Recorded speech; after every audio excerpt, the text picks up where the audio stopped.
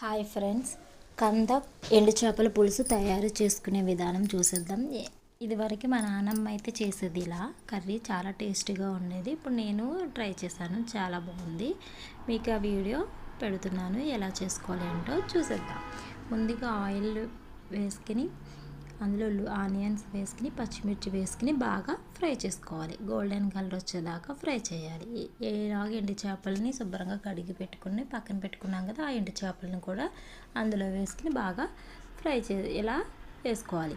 వేసుకుని ఇలా కంద ముక్కల్ని కుక్కర్లో పెట్టుకుని ఒక 4 విజిల్స్ అయితే వచ్చేదాకా మనం కుక్ చేసుకోవాలి.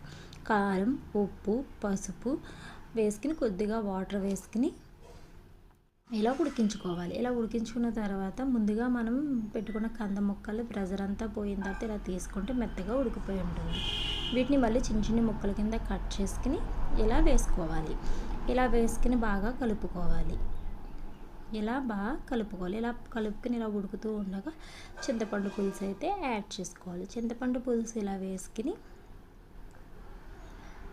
చింతపండు పులుసు ఇలా వేసుకోవాలి. ఇలా వేసుకుని ఒక 5 మినిట్స్ కుక్ చేసుకోవాలి. ఇలా కుక్ చేసుకుంటే 5 మినిట్స్ కుక్ అవ్వాలి. ఇలా మూత పెట్టేసుకుని కుక్ చేసుకోవాలి.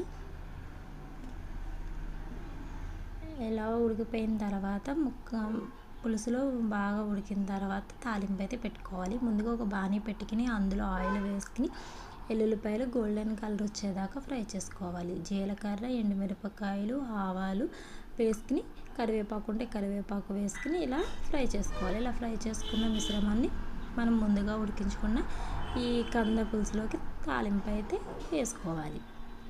ఇలా వేసుకుంటే కంద పులుసు రెడీ. కొత్తిమీర ఉంటే గార్నిష్ చేసుకుంటే చాలా టేస్టీగా ఉండే కంద పులుసు రెడీ.